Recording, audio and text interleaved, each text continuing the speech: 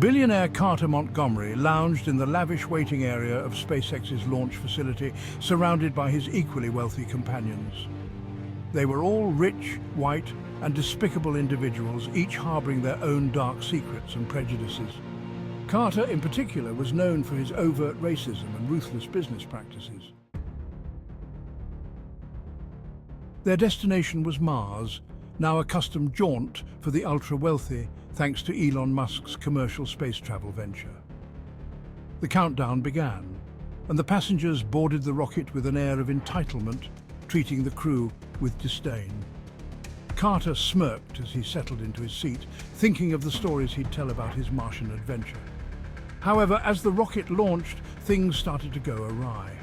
The liftoff was rough and turbulence shook the vessel violently. The passengers, unaccustomed to anything less than perfection, began to panic. Suddenly, the rocket's trajectory veered off course. The instruments went haywire, and the crew frantically tried to regain control. A brilliant flash of light enveloped the ship as it was pulled into a swirling vortex, a wormhole that tore through the fabric of space and time. The passengers screamed as the world around them twisted and distorted. When the chaos finally subsided, the rocket emerged from the wormhole and approached a familiar-looking planet. Assuming they had returned to Earth, relief washed over the passengers. The rocket landed smoothly, and the hatch opened to reveal a world that looked eerily similar to home. But something was off.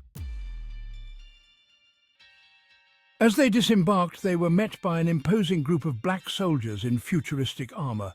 The soldiers barked orders in an unfamiliar language, and the passengers were roughly herded into waiting transports. Confused and frightened, Carter and his companions were driven through a city that was both familiar and alien. The architecture was advanced, but the societal structures were completely inverted. They were taken to a sprawling facility and separated by gender.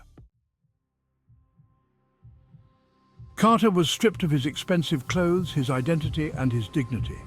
He was subjected to invasive medical experiments, his body probed and tested by scientists who viewed him as nothing more than a specimen. The once powerful businessman was reduced to a terrified lab rat. In a nearby compound, the women faced their own horrors. Stripped of their wealth and status, they were forced into servitude, enduring brutal treatment and constant humiliation. The children, too, were not spared, torn from their families and subjected to indoctrination and abuse. Carter's days became a blur of pain and degradation. He witnessed other white men being systematically broken, their spirits crushed as they were forced to serve their black masters. The guards delighted in their suffering, treating them as subhuman.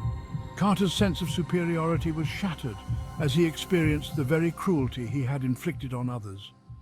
The worst moments came when he was forced to watch his wife and children being abused, powerless to help them. His heart broke as he saw the light fade from their eyes, knowing they were trapped in this nightmare just as he was. One day, after a particularly brutal session in the lab, Carter was thrown into a cell, bleeding and broken. As he lay on the cold floor, his vision began to blur.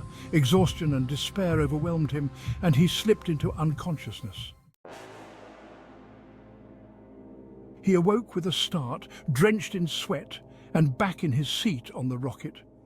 The instruments showed they were nearing Mars, and the other passengers were chatting excitedly, oblivious to the horrors he had just witnessed.